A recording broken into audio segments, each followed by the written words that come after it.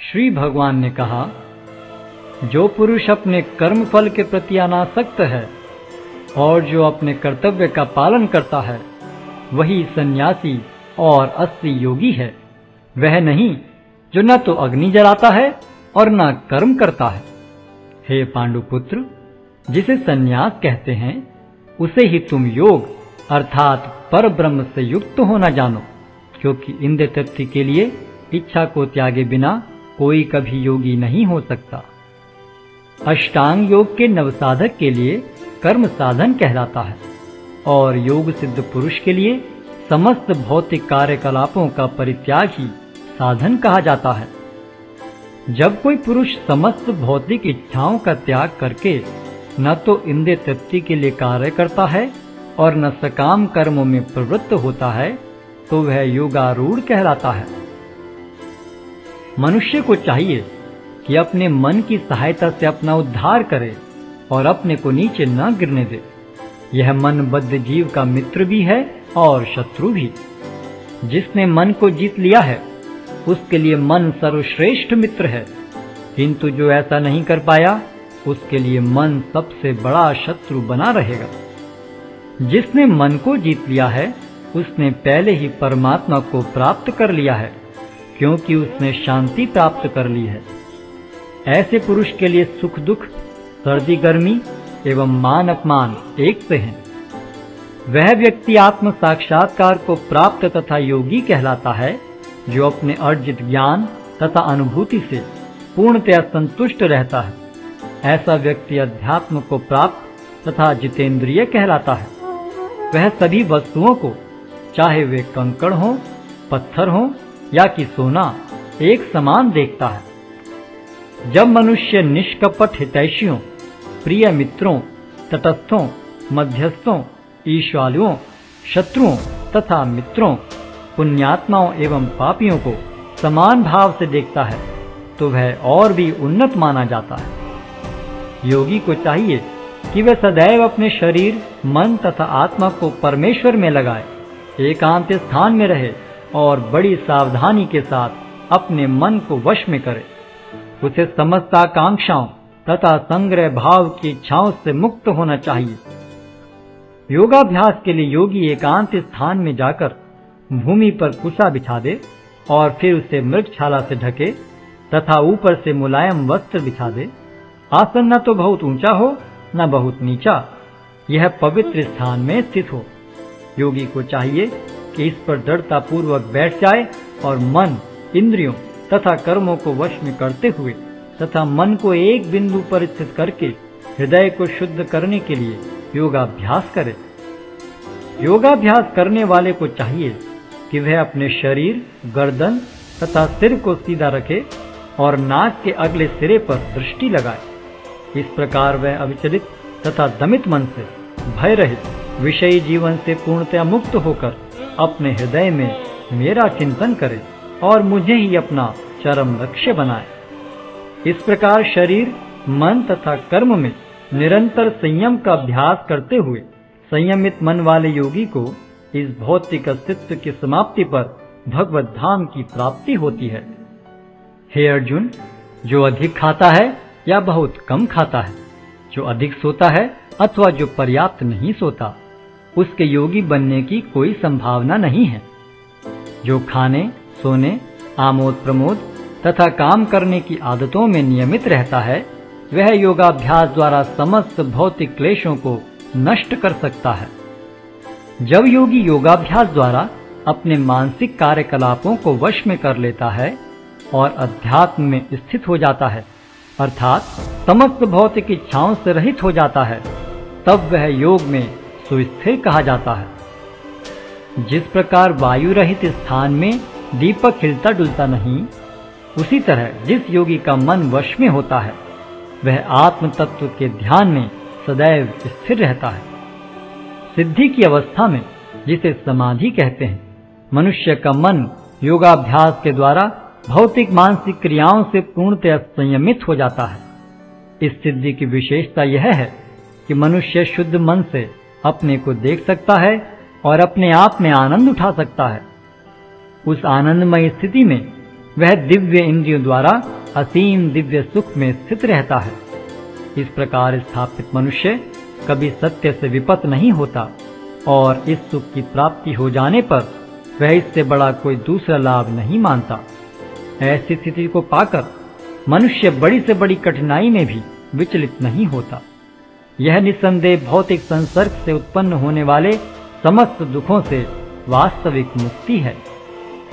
मनुष्य को चाहिए कि संकल्प तथा श्रद्धा के साथ योगाभ्यास में लगे और पथ से विचलित न हो।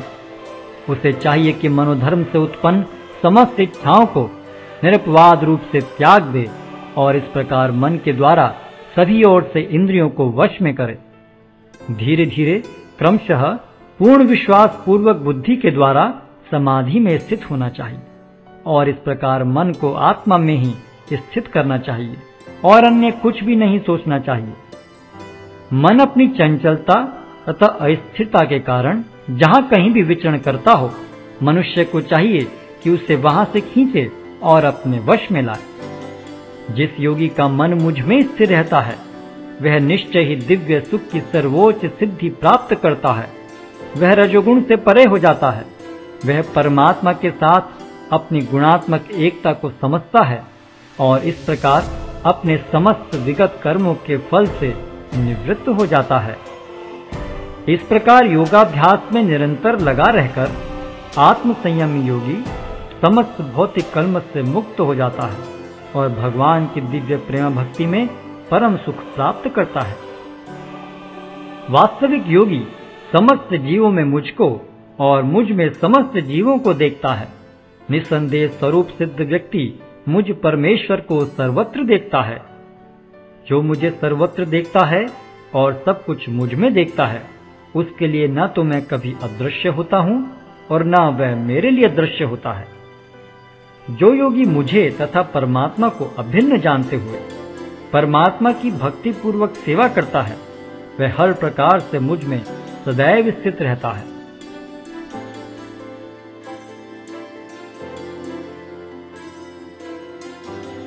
हे अर्जुन, वह पूर्ण योगी है जो अपनी तुलना से समस्त प्राणियों की उनके सुखों तथा दुखों में वास्तविक समानता का दर्शन करता है। अर्जुन ने कहा, हे मधुसूदन, आपने जिस योग पद्धति का संक्षेप में वर्णन किया है, वह मेरे लिए अव्यवहारिक तथा असहनीय है, क्योंकि मन चंचल तथा अस्थिर है। हे कृष्ण, क्योंकि मन चंचल, उच्छृंखल, हठीला तथा अत्यंत बलवान है, अतः मुझे इसे वश में करना वायु को वश में करने से भी अधिक कठिन लगता है। भगवान श्री कृष्ण ने कहा, हे महाबाहु कुंती पुत्र, निस्संदेह चंचल मन को वश में करना अत्यंत कठिन है, किंतु उपयुक्त अभ्यास द्वारा तथा विरक्ति द्वारा ऐसा संभव है। जिसका मन उच्छृंखल है, उसके लिए आत्म साक्षात्कार कठिन कार्य होता है, किंतु जिसका मन संयमित है और जो समुचित उपाय करता है, उसकी सफलता ध्रुव है, ऐसा मेरा मत है। अर्जुन ने कहा, हे कृष्ण, उस असफल योगी की गति क्या है जो प्रारंभ में श्रद्धा पूर्वक आत्म साक्षात्कार की विधि ग्रहण करता है, किंतु बाद में भौतिकता के कारण उससे विचलित हो जाता है और योग सिद्धि को प्राप्त नहीं कर पाता। हे महाबाहु कृष्ण, क्या ब्रह्म प्राप्ति के मार्ग से भ्रष्ट ऐसा व्यक्ति आध्यात्मिक तथा भौतिक दोनों ही सफलताओं से च्युत नहीं होता और छिन्न भिन्न बादल की भांति विनष्ट नहीं हो जाता, जिसके फलस्वरूप उसके लिए किसी लोक में कोई स्थान नहीं रहता? हे कृष्ण, यही मेरा संदेह है और मैं आपसे इसे पूर्णतया दूर करने की प्रार्थना कर रहा हूँ। आपके अतिरिक्त अन्य कोई ऐसा नहीं है जो इस संदेह को नष्ट कर सके। भगवान ने कहा, हे प्रथापुत्र, कल्याण कार्यों में निरत योगी का न तो इस लोक में और न परलोक में ही विनाश होता है। हे मित्र, भलाई करने वाला कभी बुराई से पराजित नहीं होता। असफल योगी पवित्र आत्माओं के लोकों में अनेकानेक वर्षों तक भोग करने के बाद या तो सदाचारी पुरुषों के परिवार में या कि धनवानों के कुल में जन्म लेता है, अथवा वह ऐसे योगियों के कुल में जन्म लेता है जो अति बुद्धिमान है। निश्चय ही इस संसार में ऐसा जन्म दुर्लभ है। हे कुरुनंदन, ऐसा जन्म पाकर वह अपने पूर्व जन्म की दैविक चेतना को पुनः प्राप्त करता है और पूर्ण सफलता प्राप्त करने के उद्देश्य से वह आगे उन्नति करने का प्रयास करता है।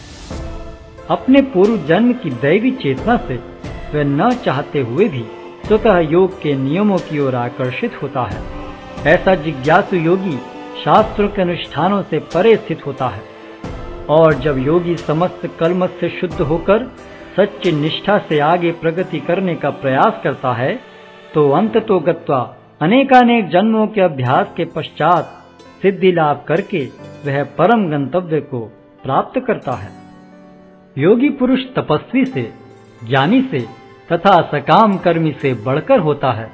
अतः हे अर्जुन, तुम सभी प्रकार से योगी बनो और समस्त योगियों में से जो योगी अत्यंत श्रद्धा पूर्वक मेरे परायण हैं, अपने अंतःकरण में मेरे विषय में सोचता है और मेरी दिव्य प्रेम भक्ति करता है, वह योग में मुझसे परम अंतरंग रूप से युक्त रहता है और सबों में सर्वोच्च है। यही मेरा मत है।